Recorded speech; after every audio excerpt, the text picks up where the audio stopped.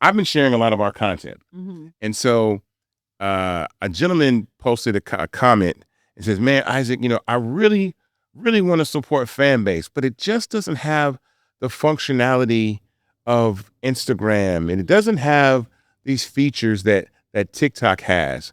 And I said, "Well, let me explain to you how this kind of works. First of all, I'll take that as a compliment.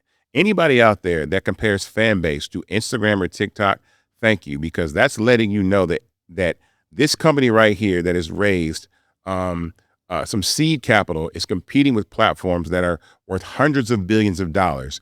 And so the gap between them and us is not that far visually. So some of the functionality that you're talking about requires lots and lots of money, which is why we're raising capital." And so I explained to him that the movement has to happen first. When you come to Fanbase and download the app and use it, it's not going to be perfect in the beginning. Because if I think about it, like if I think about how Instagram was when it first came out, the first few years, the first 4 years, there was no video, there was no carousels, there were no DMs. It was just photos with filters, And we were just happy to be. and we were just happy to be there, right? And so, again, it is not anybody's fault that I decided to build a social media platform, but there was an intention behind building this platform because the effect that Black culture has on social media platforms leaves us out of the conversation of wealth and equity.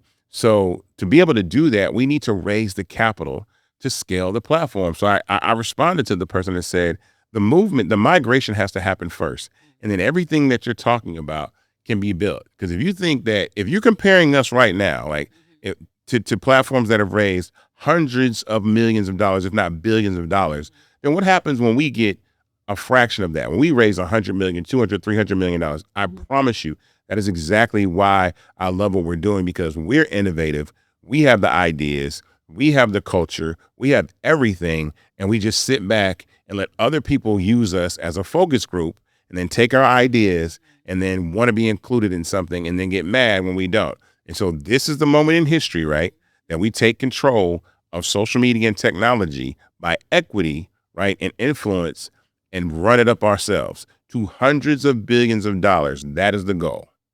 You know, I'm happy that he actually posed that. It doesn't have the bells and whistles, and I think about did Barry Gordy have marble floors at Motown, or Yeah. did Tyler Perry? We heard about Tyler Perry has a whole entire documentary about his story, and we love to hear about the stories of people, how they start off. You have created something that we actually need. This is not a bells and whistles conversation. Right. This is something that we actually need, that could really be a life or death situation for us if it comes to that. We need our own media. And so when people say, okay, it doesn't have the bells and whistles, it tells me that they are really not tuned in to what's happening, and the critical how critical media is right now, social media.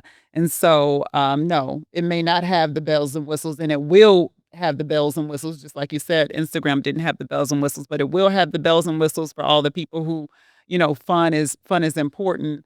And it is, fun is important, but uh, right now we have to think about what we need for our daily lives, and social media is a part of our daily lives, and we have to get the information out, and we have to get the stories right, Mm. and we can do that on our platform without being censored.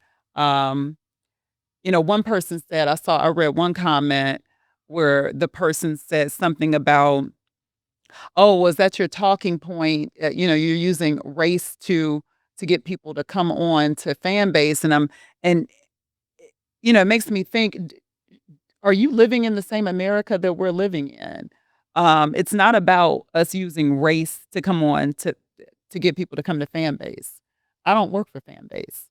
I'm a news producer. I own a production company. What I understand is how stories are told in mainstream media. I understand what's happening to mainstream media. I understand the importance of social media right now, and that's why I'm here. And so that's why when you call me, I'm like, okay, I'm there. Yeah. Not because I'm a fan base fanatic. No, I'm not.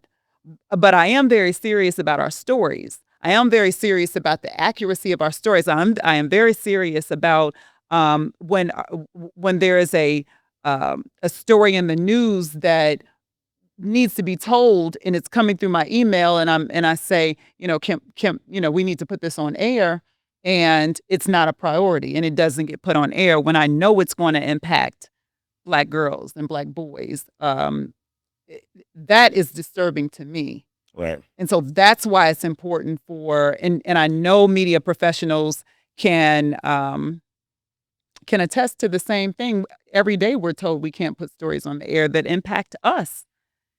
And so that's why it's important. Bells and whistles, that's great.